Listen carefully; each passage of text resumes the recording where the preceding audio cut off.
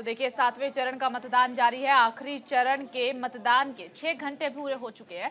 11 बजे तक के अगर वोटिंग परसेंटेज का जिक्र किया जाए तो 24.25% मतदान हुआ। हिमाचल प्रदेश में सबसे ज्यादा 31.92% मतदान हुआ और ओडिशा में सबसे कम हुआ है 22.64% मतदान। तो चलिए हमारे साथ मेहमान जुड़े हुए हैं, निपुण आलम बैंड जी जुड़े हुए हैं स्टूडियो से। आशुतोष शर्मा जी नए मेहमान हमारे साथ में जुड़ गए हैं। आशुतोष शर्मा जी बहुत स्वागत आपका।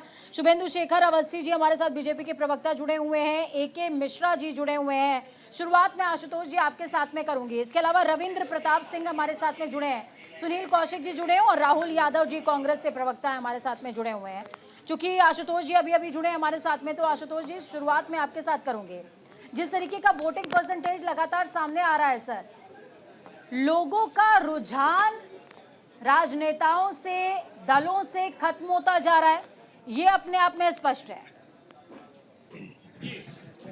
7वें चरण का चुनाव चल रहा है। अभी तक के 6 चरण के चुनाव को देखें तो पिछले चुनावों से लगभग 5 से 6% वोटिंग परसेंटेज कम रहा है और 7वें चरण का चुनाव आज चल रहा है। इसमें अभी तक जैसा आपने बताया कि 24% के लगभग चुनाव मतदान हुआ है और 26% के लगभग मतदान हुआ है। 11 बजे तक की जो रिपोर्ट है और शाम को जाते जाते जो है लगभग समझता हूँ 65 से 70% आज का मतदान होगा।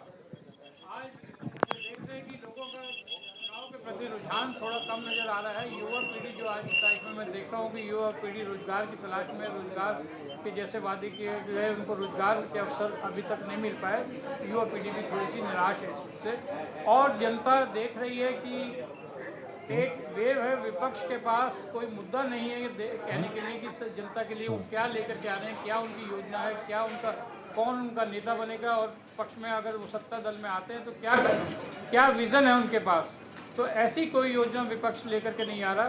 तो लोग ये भी मान करके चल रहे हैं कि अगर भारतीय जनता पार्टी आ ही रही है तो वोट डालने जाए ना जाए क्या फ़र्क पड़ता है। तो लोग कुछ इस उससे चुनावों के प्रति मैंने जो महसूस करा कि लोगों का उत्साह पहले चुनावों की 2019, 2014, 2000 के मुकाबले में चुनाव के प्रति लोगों का रुझान थोड़ा सा कम दिखाई दिया। लेकिन इस 7वें दौर का जो चुनाव चल रहा है इसमें मैं समझता हूँ कि लोग ज़्यादा से ज़्यादा मतदाता वोट डालने के लिए निकलेंगे और जैसे जैसे दिन बढ़ता जाएगा और वोटर की संख्या बढ़ती जाएगी, शाम के समय तक लगेगा कि लगभग 65-70% चुनाव में लोगों ने मतदान किया। ठीक है, चलिए राहुल यादव का रुख कर लेते हैं।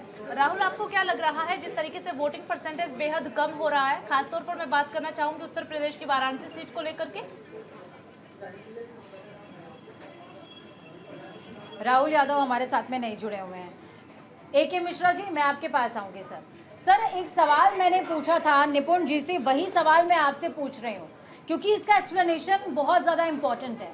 400 पार का एजेंडा चुनाव की शुरुआत से कहीं ना कहीं बीजेपी ने सेट किया। इसको लगातार ट्रेंड कराने का काम भी बीजेपी के कार्यकर्ताओं ने किया। विपक्षी खेमे में जो हलचल हुई सो हुई, लेकिन जनता का माइंडसेट हुआ कि भाई बहुमत से तो आगे ही जा रहे हैं, तो क्या करना है, निकल करके वोट दे करके। इसको आप कैसे देखते हैं सर? नहीं देखिए, बीजेपी ने जो 400 पार का अपना नारा नहीं, वो लक्ष्य था, एकदम क्लियर समझ लीजिए, वो नारा नहीं था, वो लक्ष्य था और बहुत कैलकुलेशन करके उन्होंने लक्ष्य बनाया है और अपनी प्लानिंग के हिसाब से। उस वक्त माहौल भी ऐसा था कि भाई 300 पार ये पहले थे, 100 सीटें एक्स्ट्रा लेने के लिए इन्होंने प्लान बनाया। बीच में हुआ क्या कि जो अपोजिशन के पत्रकार हैं, जब वोटिंग कम हुई तो इन्होंने ऐसा माहौल बनाया और इनके माहौल में, माया जाल में यहाँ पे बीजेपी के नेता कार्यकर्ता चूक गए। ये इनका कॉन्फिडेंस लूज हो गया और इसीलिए इतना हल्ला मचा कि जी बीजेपी हार रही है। जबकि मैंने उस वक्त भी बोला था, कम वोटिंग का मतलब ये नहीं है कि सीटें नहीं जीते। भाई राजीव गांधी को जब 400 के ऊपर मिला था तो 62% वोटिंग हुई थी, तो 60% से ऊपर वोटिंग तो फर्स्ट और सेकंड फेज में भी हुई है ना। लेकिन इनके माया जाल में बीजेपी कुछ दिनों के लिए, बीजेपी के जो स्ट्रेटजिस्ट और नेता हैं उनका आत्मविश्वास बहुत कमजोर पड़ गया था। थर्ड फेज में इन्होंने रिवाइव किया और धीरे धीरे जाकर के रिवाइव हुआ। तो ये बोलना कि 400 पार ये नारा है, ये नारा नहीं है, ये स्ट्रेटेजिक प्लान था। लेकिन अगर टोटल वोटिंग टर्नआउट को देखा जाए तो 3% कम है सर। नहीं 3% नहीं, मैं तो बोलता हूं कि आप 68 या 67% छोड़ दीजिए, 25% की वोटिंग होगी तो क्या हार जीत नहीं होगा? तब भी तो 542 लोग जाएंगे ना। शुभेंदु जी, क्योंकि उस वक्त यूनिवर्स आपका, यूनिवर्स नहीं, टोटल वोट जो कॉस्ट होगा वो 25% होगा। उसमें किसी को 2% मिला, किसी को 10% मिला। तो इसमें तो आप जाइए ही मत। 100% वोटिंग हो या 30% हो, हार जीत 400 पार तो 30% पे भी हो सकता है। शुभेंदु जी जी, मैं बताना चाहता हूँ कि जी इस जो अनैतिक या अवैध गठबंधन हुआ, इंडिया गठबंधन जिसको बात कर रहा हूं मैं, उससे जो वोटर था वो काफी निराश हो गया। कांग्रेस का जो वोटर था, जिसने हमेशा गाली सुनी अरविंद केजरीवाल जी की, उसने जब देखा कि कांग्रेस ने खुद अरविंद केजरीवाल जी के साथ वोट कर लिया, गठबंधन कर लिया, और ऐसे ही बिल्कुल उल्टा आम आदमी पार्टी के कार्यकर्ता जिन्होंने ये देखा कि हम लगातार कांग्रेस को छोड़कर आम आदमी पार्टी में आए और आज यदि गठबंधन हो जाता है तो पब्लिक को क्या जवाब देंगे। तो ऐसे बहुत सारे लोग, लगभग यदि एक एग्जाम्पल के तौर पे मैं बताऊं, दिल्ली में 18% वोट आम आदमी पार्टी को मिला था, 22% वोट मिला था कांग्रेस को, और 56.8% लगभग वोट भाजपा को पड़ा था। तो ये जो 30% जो 22% वोट है कांग्रेस का, ये कम होके 12% हुआ, 13% है। और आम आदमी पार्टी का जो 18% का वोटिंग था वो 14, 14.5 पे आया। तो टोटल वोटिंग जो 40% हुई थी उनके खाते में, उसमें लगभग 27, 27.5% ही वोटिंग दिल्ली में हुई है। और उसका जो एक लगभग 4 से 5% वोट जो हमको कभी वोट देने नहीं आता था, उसने वोट नहीं डाला है। मेरा ये कहना है कि 400 पार के लक्ष्य को रखने से पहले हम लोगों ने 10 बार सोचा है और एक एक सीट के ऊपर कैलकुलेशन किया है पूरे भारत के, और उसके बाद ये लक्ष्य बनाया है। और ये लक्ष्य बनाने के बाद हमारे विपक्ष के जो वोटर थे वो निराश हो गए, और फिर वो 5 से 5.5% उनका वोट कम हुआ है। इसलिए आपको वोट परसेंटेज में कमी दिखाई दे रही है। भारतीय जनता पार्टी का जो वोट है वो 100% पड़ा है। उसका एक एक कार्यकर्ता एक्टिव था, 15 प्रमुख तक शुभेंदु जी, माइक्रो मैनेजमेंट किया इस था। पर भी आपसे काउंटर मैं लूंगी, लेकिन वक्त यहाँ पर एक छोटे से ब्रेक का हो गया है। ब्रेक के लिए रुकेंगे, लेकिन इस पर भी आपसे काउंटर लेंगे। होता है तो ऐसे में जनता बढ़ चढ़कर हिस्सा लेती है, ये बात सभी जानते हैं। पिछली 1-2 बार से ट्रेंड बदला भी है, ऐसा नहीं कहा जा सकता, मैं ये बात ही मानता हूँ। पर क्योंकि मोदी जी के खिलाफ मुझे नहीं लगता पिछले 10 सालों में जो काम उन्होंने किए हैं उसे गिनाने की जरूरत है। मुझे लगता है कि देश की जनता उन्हें पसंद करती है, और आज अगर जो जनता निकली है, किसी भी नागरिक की पहली इच्छा यह नहीं हो कि देश को 5 प्रधानमंत्री मिले थे 5 साल के अंदर, हर साल एक नया प्रधानमंत्री बदला जाए। और सबसे बड़ी बात है, ये इंडी गठबंधन जो बना है, इसके अंदर दल देखिए, पंजाब और दिल्ली के अंदर आम आदमी पार्टी के साथ अलायंस है, लेकिन दिल्ली में अलायंस है लेकिन पंजाब में नहीं है। आप बताइए, अगर इंडी गठबंधन की सीटें आती हैं, कल को केजरीवाल जी अच्छी सीटें ले आते हैं, तो क्या वो चाहेंगे कि वो कहेंगे जी मैं प्रधानमंत्री बनूंगा, मैं राहुल गांधी को क्यों बनने दूं? तो सभी की अपनी अपनी महत्वाकांक्षाएं हैं, सभी प्रधानमंत्री बनना चाहते हैं। तो ऐसे में मैं समझता हूँ, देखिए अभी बयान सामने आया टीएमसी नेता अभिषेक बनर्जी का, उनकी तरफ से कहा गया कि वाराणसी में लोकतंत्र का गला घोटा गया है।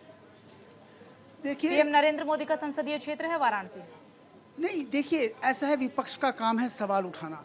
अब अच्छी बात है, उठाना भी चाहिए, पर उसका कोई रीज़न तो बताना चाहिए ना। आखिर रीज़न क्या है?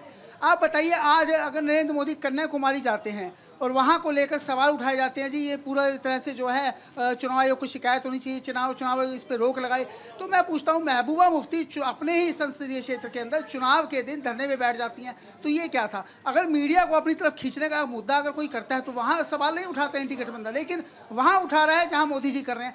तो देखिए, मैं मानता हूँ कि कुछ चीज़ें सही भी होती हैं, लेकिन कहीं ना कहीं जनता जनार्दन जानती है वोट किसको देना है, सत्ता में किसको लाना है। और सबसे बड़ी बात यह है कि यह मुद्दों की लड़ाई है, और इस बार सच बताऊं, पूरी तरह से पूरे देश के अंदर जो माहौल बना, मुद्दे भटकते नजर आए कि कोई भी विपक्षी पार्टी मुद्दा उठा ही नहीं पाई, जबकि मुद्दे थे लेकिन मुद्दे उठा नहीं पाई। और बहुत लास्ट मोमेंट पे इंडी गठबंधन बना, और उसके संयोजक खुद जो है एनडीए का हिस्सा बन गए। तो ये इंडी गठबंधन मैं समझता हूँ कि पूरी तरह से फेलियर घोषित होने जा रहा है 4 तारीख को। और मुझे लगता है कि कहीं से भी जितनी भी बातें उठाई गई उन बातों का कोई तथ्य नहीं था, कोई आम नागरिक से जुड़ी हुई बातें नहीं थी। सच्चाई यह है कि महंगाई की बात होती है, बेरोजगारी की बात होती है, पलायन की बात होती है, लेकिन वो मुद्दे कहीं ना कहीं जब हम बात करते हैं तो लोकसभा चुनावों के बजाय विधानसभा चुनावों में बात हो तो ज़्यादा अच्छी लगती है। लेकिन आज जो देश के अंदर बात चल रही है वो विदेश की चल रही है, आज चल रही है मुसलमानों की बात हो रही है। मतलब कहीं ना कहीं चाहे बीजेपी की बात करूँ तो वो भी ध्रुवीकरण की राजनीति कर रही है, लेकिन वो उसमें कामयाब होती दिख रही है, क्योंकि जातीय समीकरण की लड़ाई आप ये मान रहे हैं कि कर रही है राजनीति? नहीं, बिल्कुल हो रही है। देखिए एक बात बताऊं आपको मैं, अगर पीडीपी से इनका अलायंस ना होता जम्मू कश्मीर में तो वहां से धारा 370 कैसे हटाई जाती है? एक रणनीति होती है। कोई भी पार्टी कहीं ना कहीं सत्ता में आने के लिए, बिना सत्ता में आए कोई बदलाव नहीं लाया जा सकता। सत्ता में आने के लिए चाहे ध्रुवीकरण की बात करें चाहे तुष्टीकरण की बात करें, जब से देश आज़ाद हुआ है कब हिंदुओं और मुसलमानों के बीच में लकीर नहीं खींची गई। हमें हमेशा यही बताया गया कि कहीं ना कहीं आपके बीच में दूरियां हैं, और उसका फायदा ये होता था कि जो रूलिंग पार्टी होती थी वो जो रीजनल जो हमारे अल्पसंख्यक हैं उनका वोट लेने के लिए ये रणनीति तैयार करते थे, ताकि उनको लोकसभा में जब भी चुनाव हो तो उसका सीधा फायदा उनको मिलता रहे। आपके पास आ रही हूँ सर। सुनील जी मैं आपके पास आऊंगी। शुभेंदु जी ने एक बात बोली कि 400 पार का आंकड़ा बीजेपी ने बहुत सोच समझ करके रेज किया, हर एक सीट का एनालिसिस किया, और जो वोट परसेंटेज कम हो रहे हैं वो असल में विपक्ष का वोट है। वो वोट विपक्ष का है क्योंकि विपक्ष अपना एजेंडा, अपने तमाम इशू को सेट नहीं कर पाया।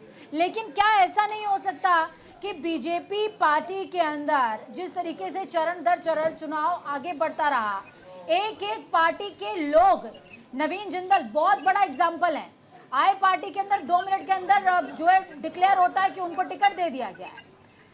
कहीं बीजेपी के कार्यकर्ताओं का ही तो मोह भंग नहीं हो गया कि भैया हम कुछ भी कर लें, जान खपा ले, जो दूसरी जगह से आएगा उसी को टिकट दे दिया जाएगा, तो करके करना क्या है?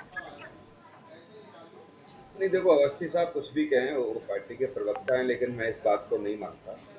आपको पूजा जी याद होगी जब पहली लिस्ट जारी हुई, और पहली लिस्ट जारी होते समय जब भारतीय जनता पार्टी के मुख्यालय में मीटिंग थी तो माननीय प्रधानमंत्री को सुबह 3 बजे तक रहना पड़ा था उस मीटिंग। बिल्कुल। और इस बात की चर्चाएं थी कि आरएसएस और भारतीय जनता पार्टी के बीच की जो दूरियां थी वो प्रधानमंत्री जी ने कम करने का प्रयास किया, कम नहीं हो पाया। कई तमाम ऐसे एग्जाम्पल हैं जहाँ भारतीय जनता पार्टी सर्वे कराती है, सर्वे के बाकायदा वहाँ से जिले स्तर से कमेटी बनती है, वो रिकमेंड करती है प्रदेश की कमेटी को, प्रदेश की कमेटी राष्ट्रीय कमेटी को रिकमेंड करती है। लेकिन तमाम ऐसी सीटें थी जहां कहीं कोई उनका रिकमेंडेशन हुआ ही नहीं, जहां उनका कमेटी में नाम था ही नहीं। जैसे एग्जांपल दे रहा हूं, फिरोजाबाद में एक ऐसे व्यक्ति को टिकट दी गई जहां भारतीय जनता पार्टी से उसका कोई लेना देना नहीं। भारतीय जनता पार्टी में कभी किसी जमाने में जब देश आजाद हुआ उस समय कांग्रेस से उनके पिताजी चुनाव लड़े, बीच में आकर के भारतीय जनता पार्टी के से चुनाव लड़े थे वो, लेकिन भारतीय जनता पार्टी के तमाम कार्यकर्ता पदाधिकारी सड़कों पर थे इस बात को लेकर के कि ऐसे व्यक्ति को टिकट दी जहां भारतीय जनता पार्टी से उसका कोई लेना देना नहीं। और बड़ा मुश्किल से सहज करके तमाम नेताओं ने वहां डेरा डाल करके बीच का रास्ता निकालने का प्रयास किया। तो उत्तर प्रदेश में कम से कम 5 से 7 ऐसी सीटें हैं जहां मुझे लगता है कि भारतीय जनता पार्टी ने न जिले के पदाधिकारियों से विचार विमर्श किया और न प्रदेश के पदाधिकारियों से विचार विमर्श किया। आरएसएस सर्वे करके देती है, मुझे लगता है आरएसएस ने भी इस चुनाव में कहीं न कहीं दूरी बनाए रखी है। जहां तमाम प्रदेशों के चुनाव थे तो उससे 6 महीने पहले आरएसएस के कार्यकर्ताओं की, पदाधिकारियों की मीटिंग होना प्रारंभ हो जाती थी, और जिस तरीके से रणनीति अब तक मैं पिछले 3 दशक से देखता आया हूँ वो इस बार मुझे नहीं देखने को मिला कि आरएसएस ने बड़ा गंभीरता से इस चुनाव को लिया है। क्या आरएसएस ने जो सर्वे किए या आरएसएस की जो सहमति होती थी जिन सीटों के लिए, भारतीय जनता पार्टी ने उस पर मोहर नहीं लगाई, इसमें कोई दो राय नहीं है। लेकिन हाँ, ये जरूर है कि ये चुनाव में जितनी मेहनत भारतीय जनता पार्टी ने की उतनी मेहनत विपक्ष में बैठे हुए राजनीतिक दलों ने नहीं की।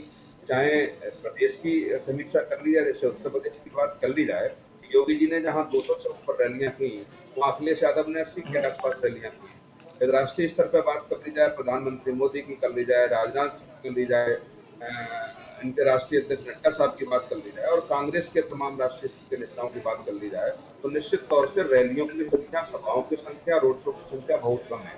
तो विपक्ष को जनता के बीच जाना चाहिए था जिन मुद्दों को लेकर के, और जितनी मेहनत सत्ता पक्ष ने की, उसकी आधी मेहनत भी मुझे लगता है विपक्ष करता तो निश्चित तौर से वोट प्रतिशत बढ़ता है, इसमें कोई ठीक दो है। राय नहीं है। चलिए ठीक है। थोड़ा सा महत्वपूर्ण मैं बात कहूंगा कि जो श्वेत पत्र भारत सरकार ने ला करके जहां बिल्कुल एक खुला चैलेंज देश की जनता के सामने रखा कि 10 साल में कांग्रेस ने क्या किया और 10 साल में भारतीय जनता पार्टी की सरकार ने क्या किया, मुझे लगता है कि वो भारी भरकम श्वेत पत्र बीजेपी के पक्ष में था और भारतीय जनता पार्टी के तमाम बड़े नेताओं को श्वेत पत्र पे और जो काम किया गया उस पर मुझे लगता है प्रधानमंत्री मोदी जी को या अन्य नेताओं को बोलना चाहिए। चलिए ठीक है, राहुल जी आपका रुख करते हुए, सत्ता पक्ष ने मेहनत की है, वोटिंग परसेंटेज आ रहा है। अगर इतनी ही मेहनत विपक्ष भी कर लेता तो वोटिंग परसेंटेज में बढ़ोतरी होती। साथ ही साथ रवि अरोड़ा की तरफ से भी सवाल उठाए गए कि सत्ता पक्ष ने तो खूब मुद्दे उठाए हैं लेकिन विपक्ष के पास कोई मुद्दा ही नहीं था इन चुनाव में।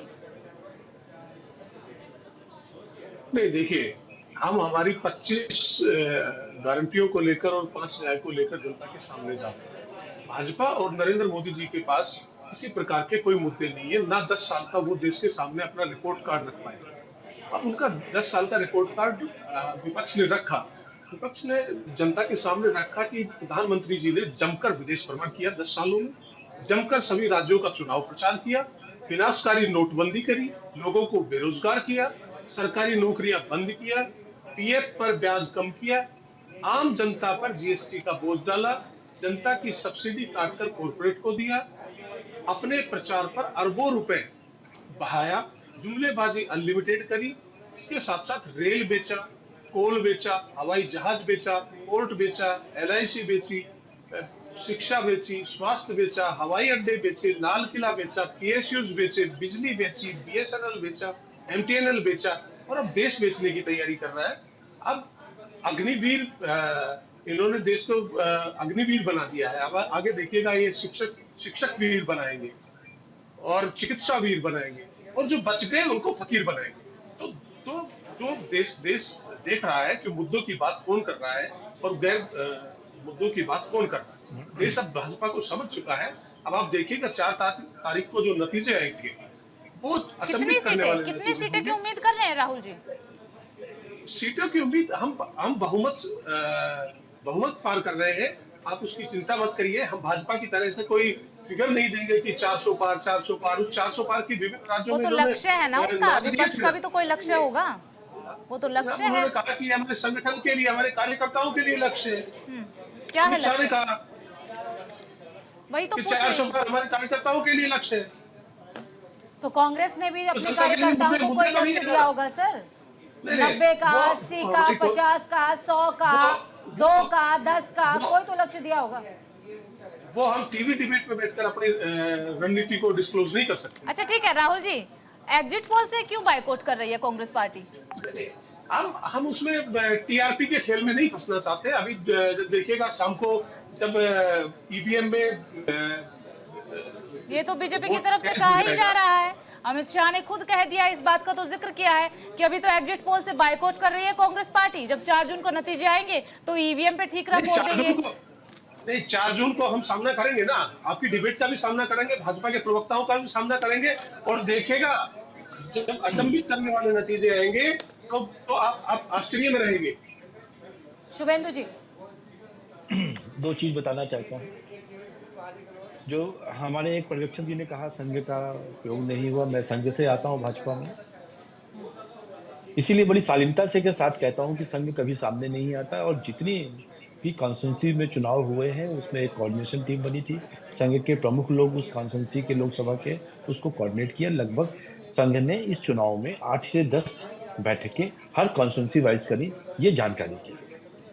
दूसरा चीज, अभी मैं आपका खड़गे साहब वाला वो देख रहा था, तो खड़गे साहब जी के बगल में एक साइकिल पर एक व्यक्ति साइकिल चला रहा था और वो उसकी फोटो, और ऐसा लग रहा था कि वो गांधी जी को साइकिल पे बैठाल के चलाते हुए दिखाना चाहते हैं।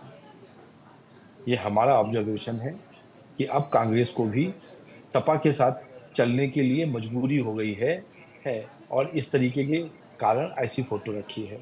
तीसरी चीज, आज शाम को जो इनकी मीटिंग है, जिसका इंडिया गठबंधन ने मीटिंग बुलाई है, मेरे को लगता है इस गठबंधन का, इंडिया गठबंधन का आज फेयरवेल हो जाएगा। और ये मैं बहुत छोटी बात नहीं कर रहा हूँ, 4 तारीख को एक दूसरे को गाली देते हुए नजर आएंगे। जितने भी यहाँ पर पर्यवेक्षक बैठे हैं, राजनीतिक हैं, कोई विश्लेषक हैं, आप देखिएगा आज वो फेयरवेल पार्टी देके ये कहेंगे कि जनाब आप लोगों ने इस 2 महीने में 1.5 महीने में बहुत अच्छी बना के रखी, आज के बाद से हम फिर से अलग हो गए हैं। क्योंकि इस पूरे चुनाव में मैं कई बार बड़ी माइन्यूटली से देखना चाहता था कि क्या इंडिया गठबंधन ने कोई एक मैनिफेस्टो बनाया मिलके, वो नहीं बना। कोई एक नेता को आगे करने की कोशिश की, वो नहीं हुआ। कोई डिक्लेयर नहीं किया। आज खड़गे जी का स्टेटमेंट आता है कल शाम का कि हमारे लिए तो पीएम कैंडिडेट राहुल गांधी हैं। यही स्टेटमेंट यदि 2 महीने पहले आता तो केजरीवाल जी से लेके जितने लोग थे वो सब लड़ने को तैयार हो जाते। तो मेरा मानना है आज शाम की इनको पार्टी करने दीजिए, कल से भारत की राजनीति शुभेंदु को जी, बदलते रविंद्र हुए जी इस देखेंगे। पर कुछ बोलेंगे? एक बार मैं पूछ लेती हूँ उनसे। रविंद्र जी, फेयरवेल की तैयारी हो रही है या फिर जीत की तैयारी हो रही है? मुर्ग ऐसा ही सोचता है जैसा भारतीय जनता पार्टी के प्रवक्ता ने बताया। अब तो ये कह रहे हैं आप अपने शब्दों को सही शब्दों को प्रयोग करिए। मैं यहाँ पर कोई मछली बाजार में नहीं आया हूँ, रविंद्र जी। लेने के लिए नहीं बैठा हूँ। नहीं, आपसे ज्ञान आपको तो ये भी नहीं मालूम है कि वहाँ पर शंकर जी ने तपस्या की थी कि आपको मालूम नहीं है? आप हिंदू धर्म का अपमान करने वाले आप लोग को मालूम ही नहीं है। ठीक है, ये डिस्कशन वापस से तपस्या पर जा रहा है। ठीक है, वापस से तपस्या पर डिस्कशन जा रहा है। AK मिश्रा जी, मुझे लगता है कि अब आपके एंट्री की जरूरत है सर। तपस्या किसने करी, किसकी भंग हुई, किसकी सिद्ध हुई, किसको मिलेगा फल, देखने वाली बात होगी। शुभेंदु जी कह रहे हैं कि आज ये जो पोस्ट पोल बैठक है INDIA की, ये असल में अलविदा बैठक है, अलविदा मुलाकात हो रही है। इसको आप कैसे देखते हैं? नहीं देखिए, यहाँ पे या फिर CMP को लेकर के बैठक है, कॉमन मिनिमम प्रोग्राम? नहीं, मैं आपको बता रहा हूँ, इस बैठक के 2-3 जो है कंक्लूजन निकाले जा सकते हैं। देखिए, इंडी अलायंस में 2 तरीके का कंपटीशन है। एक तो बाहरी कंपटीशन जो बीजेपी से NDA से ये चुनाव में लड़ रहे हैं। इंडी अलायंस में भी बहुत सारे मठाधीश हैं, तो अंदर भी कंपटीशन है। मैं हमेशा बोलता हूं कि इस अलायंस में एक बहुत बड़ा साजिश हुआ कि क्षेत्रीय दलों के कंधे पे पैर रख के राहुल गांधी को रीलॉन्च कैसे किया जाए। ये इंडी अलायंस ने बखूबी किया। हार जीत की बात मैं नहीं करता, लेकिन जितना कद राहुल गांधी का बढ़ा यहाँ पे, उनके टक्कर में जो उनके और कॉम्पिटिटर थे, RJD के यादव द्वय थे, अखिलेश यादव थे, ममता दीदी थी, उन सब का कद छोटा हो गया। यही रीजन है कि ममता दीदी फोकस्ड हैं, वो होशियार हैं, वो बंगाल संभालने में फोकस्ड है। उन्होंने इंडी अलायंस को कोई सीट नहीं दी। अब ये बैठक क्यों हुई है? ये बैठक इसलिए हुई है कि अगर सीटें बढ़ती हैं या सरकार बनाने की नौबत आती है तो राहुल गांधी को प्राइम मिनिस्टर कैसे बनाया जाए, कैसे योजना बनाई जाए कि राहुल गांधी को सबसे बड़ा फेस बनाया जाए, लोगों को समझाया कैसे जाए। दूसरी चीज ये है, मुझे ये लगता है कि हार जाने के कंडीशन में कांग्रेस क्या करेगी, इस चीज का विचार विमर्श तो कांग्रेस अपने बैठक में कर लेती, सबको नहीं बुलाती। अगर उन्होंने कई और लोगों को बुलाया है तो वहां पे ये डिस्कशन नहीं होगा कि भाई हम हार गए तो कांग्रेस क्या करेगी। वहां यही डिस्कशन होगा कि अगर हमें सरकार बनाने की नौबत आती है तो प्राइम मिनिस्टर का चेहरा कौन हो, कांग्रेस चाहेगी कि हमारे तरफ से हो। जिन लोगों को वो डाउट है, मेरे ख्याल से शायद ममता बनर्जी नहीं आ रही हैं, वो इसीलिए नहीं आ रही हैं क्योंकि PM फेस पे वो अपनी सहमति राहुल गांधी या खड़गे जी को नहीं देंगी। वो अपने आप को इन लोगों से ज्यादा बड़ा नेता मानती हैं। तो इस तरीके की डिस्कशन यहाँ पे होगी कि अगर सरकार बनाना हुआ तो कैसे होगा, और सरकार में सहभागिता किसकी कितनी हो, और उसमें कांग्रेस को मेजर चंक कैसे मिले, मेजर हिस्सा कांग्रेस कैसे जो है इस चीज को करे, इस चीज को टेस्ट करने के लिए ये लोग बुला रहे हैं। ठीक है, आशुतोष जी आपको क्या लगता है सर? देखिए, कांग्रेस पार्टी ने राहुल गांधी को लॉन्च किया कि उसको अपना वरिष्ठ नेता किस तरह से बनाया जाए। अगर इंडी ग्रुप सत्ता में आता है तो राहुल गांधी प्राइम मिनिस्टर होंगे। ये इंडी दल जो गठबंधन है, जो भी इसके सहयोगी दल हैं, उन सहयोगी दल के नेताओं को क्या ये मान्य होगा कि राहुल गांधी उनके नेता बने? जैसे अभी मेरे साथी प्रवक्ता ने कहा कि ममता बनर्जी अपने को इन सब से दूर रख रही हैं, अपने को इन सबसे बड़ा मान करके चल रही हैं, तो वो इस उसमें मीटिंग में पार्टिसिपेट करने के लिए नहीं आ रही हैं। एक तो गठबंधन जिसको हमने इंडी गठबंधन का नाम दिया, 28 दलों को साथ लाने की जो बात की जा रही है समय समय पर कि गठबंधन हुआ, वो गठबंधन कभी था ही नहीं, कभी हुआ ही नहीं। इन लोगों ने जगह जगह मीटिंग करी, कभी भी एक मुद्दे पे एक सहमति नहीं आ पाई, कभी किसी एक नेता को प्रोजेक्ट नहीं कर पाया कि अगर इंडी गठबंधन। ठीक है आशुतोष जी, रोकेंगे आपको। और इस बीच बड़ी खबर बता दें, आखिरी चरण के लिए मतदान जारी है। हिमाचल प्रदेश में 48.63% मतदान हुआ है। ये 1 बजे तक के आंकड़े आपको बता रहे हैं। बिहार में 35.65% मतदान। तो ये बड़ी अपडेट इस वक्त आपको बता रहे हैं। 1 बजे तक का वोटिंग परसेंटेज सामने आ चुका है, जिसमें कि कुल जो वोटिंग परसेंटेज है वो 40.09% मतदान 1 बजे तक हुआ है, यानी कि 40% के अराउंड हुआ है। हिमाचल प्रदेश में 48.63% मतदान, बिहार में 35.65% मतदान हुआ है। इसके अलावा चंडीगढ़ में 40.14, झारखंड में 46.80, ओडिशा में 37.64% मतदान हुआ। और ये 5 तस्वीरें भी आपको दिखा रहे हैं, अलग अलग सितारों की तस्वीरें। देखिए आज अभिनेता भी निकले हैं घरों से बाहर वोट डालने के लिए। तो देखिए सितारे जमीन पर हैं आज, क्योंकि आज का दिन बेहद खास है। 5 साल का महापर्व है और महापर्व में हर किसी की भागीदारी सुनिश्चित हो, ये दिख रहा है टीवी स्क्रीन पर भी। और इसीलिए हम आपसे भी अपील कर रहे हैं, घरों से निकलिए, वोट कास्ट कीजिए। अच्छा ठीक है आशुतोष जी, आप अपनी बात पूरी कीजिएगा। और वोटिंग परसेंटेज सामने आ चुके हैं 1 बजे के, इस पर भी आपकी प्रतिक्रिया चाहूंगी। जी, 1 बजे के टाइम है, लगभग 41% वोटिंग हुई है अभी तक, और आने वाले 5 घंटे में वोटिंग परसेंटेज और बढ़ेगा। मैं समझता हूँ शाम को आते तक वोटिंग परसेंटेज पिछले 6 चुनाव दौरों से अच्छा रहेगा। तो इंडी गठबंधन की जो बात कर रहे थे हम, गठबंधन कोई अभी नेता को प्रोजेक्ट नहीं कर पाया, कोई विजन नहीं ला पाया। इसका सबसे बड़ा फायदा भारतीय जनता पार्टी को मिला, क्योंकि ना कोई मुद्दा ना कोई नेता, जगह जगह मीटिंग करते रहे। मीटिंग करने के बाद क्या परिणाम आया क्या नहीं आया, एक एक दल इनसे अलग होते गए। तो अलग दल होने का फ़ायदा बीजेपी को मिला। जैसा अभी मिश्रा जी ने कहा कि बीजेपी ने 400 प्लस का जो टारगेट रखा है, एक सोच समझ कर रखा। पिछले इलेक्शन में 2019 के इलेक्शन में 300 की संख्या पार की थी, तो उन्होंने 100 सीट ज़्यादा लाने का टारगेट रखा, वो सोच समझ के रखा। उसमें कहाँ तक सफल होते हैं, ये चुनाव के परिणाम 4 तारीख को आएंगे, उस पर हम सब जान पाएंगे। वो मतदाता बहुत समझदार है, सोच समझ के अपना वोट डाल रहा है, किसको डालना है किसको नहीं डालना। विपक्ष अपने को एकजुट करने में नाकाम रहा, ये सभी को प्रत्यक्ष है। ठीक है, A.K. मिश्रा जी। देखिए, अगर अभी ये लगभग 40% वोटिंग हो गई है, इसी रेशियो से मुझे लगता है कि 68% के आसपास 1-2% आगे पीछे जाएगा। अगर ये इतना भी जाता है तो हम इसको हेल्दी वोटिंग डेफिनेटली मानेंगे। इसमें फिर कोई गुरेज नहीं है, कोई कमी नहीं है, यानी वोटरों को फिर हम दोष नहीं देंगे। अच्छी वोटिंग हुई है, हालांकि 100% वोटिंग होना चाहिए, वो बहुत अच्छी चीज़ है, या मैक्सिमम हो। दूसरी इंपॉर्टेंट चीज़ मैं आपको एक चीज़ बताऊं, देखिए अब तो पटाख 6-5 शाम को हो जाएगा। दोनों तरफ के पार्टियों को देखें, बीजेपी प्लस और कांग्रेस प्लस को देखें, तो जो विपक्ष की चुनौतियां हैं ये तो बेचारे पिछले 10 साल से झेल रहे हैं और उससे उबरने की कोशिश कर रहे हैं।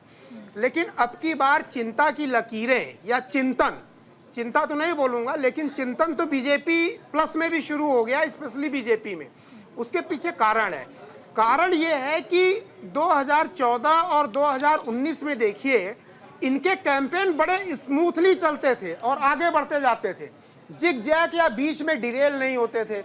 ये पहली बार ऐसा हुआ कि बीच में कुछ दिनों के लिए ये डिरेल हुए, लेकिन बहुत तेजी से चीज़ों को संभाल लिया गया। इसके कारण बीजेपी में चिंतन शुरू हो गया है कि भाई ऐसे क्या कारण रहे हैं। उन कारणों की व्याख्या गाहे बगाहे आप लोग और दूसरे लोग हमेशा कर रहे हैं, प्लस बीजेपी के नेता भी कर रहे हैं। मैं बोलना ये चाहता हूं कि भाई 2014 में आपको जो प्रचंड जीत मिली वो किसने दिलवाया? बीजेपी के कार्यकर्ता, आरएसएस के कार्यकर्ता, या बीजेपी से मोहब्बत करने वाले, राहुल गांधी के शब्दों में बीजेपी से प्रेम करने वाले वोटरों ने दिलवाया, जनता ने दिलवाया। उसी चीज को 2019 में रिपीट भी किया गया। तो बीजेपी को एक सलाह और एक सवाल भी है कि भाई जिनके साथ रह के आप एश्योर्ड रहे हैं, विक्ट्री आपकी एश्योर्ड रही है, उनके ऊपर क्या आपकी बार आपका भरोसा नहीं है? आपने बहुत सारे चेंजेस, एक तरफ आपका ट्रस्टेड और प्रूवन फार्मूला था, वो फार्मूला और यहाँ पर मैं सर एड ऑन करूंगी। देखिए मथुरा ले लीजिए, मीनाक्षी लेखी की कॉन्स्टिट्यूएंसी ले लीजिए, और भी कई सारी ऐसी कॉन्स्टिट्यूएंसीज हैं जहां पर 2 बार के सांसदों के बारे में ये सुनने को मिला कि यहाँ पर पार्क की व्यवस्था तक नहीं है, सड़क की व्यवस्था नहीं है, लोगों के बीच में सांसद नहीं आते। नहीं, ये तो देखिए क्या होता है, नए प्रयोग करने चाहिए। बीजेपी की एक अच्छाई ये है कि वो रिगरस एनालिसिस या फीडबैक अपने कैंडिडेट का करती रहती है। बहुत सारे कैंडिडेट के बारे में ऐसी शिकायत आई जो शिकायत आप कर रहे हैं, और ये बात ठीक भी है कि अगर जीतने के बाद कोई कैंडिडेट अपनी कॉन्स्टिट्यूएंसी में कंसंट्रेट ना करे तो उसको बदलना चाहिए। लेकिन नूतन प्रयोग करने के लिए, नया प्रयोग करने के लिए भी चीज़ों को बहुत कॉशियस वे में लेना चाहिए। मतलब कैलकुलेटेड रिस्क तो आप ले सकते हैं, बीजेपी ने रिस्क तो कैलकुलेटेड लेने की कोशिश की, लेकिन विपक्ष के महायाजाल, देखिए आत्मविश्वास जो होता है ना, वो एक टांग पे खड़ा होता है, डिसबैलेंस बहुत तेजी से होता है। 2 चरण के बाद विपक्ष ने जो मायाजाल फैलाया, इसमें आत्मविश्वास डिगा। उसको वापस लाने में बीजेपी ने मेहनत भी बहुत की, लेकिन मुझे लगता है उस लेवल का नहीं पहुंच पाया जिस लेवल का प्रारंभिक चरणों में था। चलिए ठीक है, एके जी, बहुत बहुत शुक्रिया आपका हमारे साथ जुड़ने के लिए, खास चर्चा करने के लिए। फिलहाल यहाँ पर वक्त हो चला एक छोटे से ब्रेक का, ब्रेक के बाद जल्द हाजिर होंगे, कहीं मत जाइएगा। लेकिन जाते जाते अपील सिर्फ यही कि वोट कास्ट जरूर कीजिए, आखिरी चरण है और जिम्मेदारी पूरी है आपकी।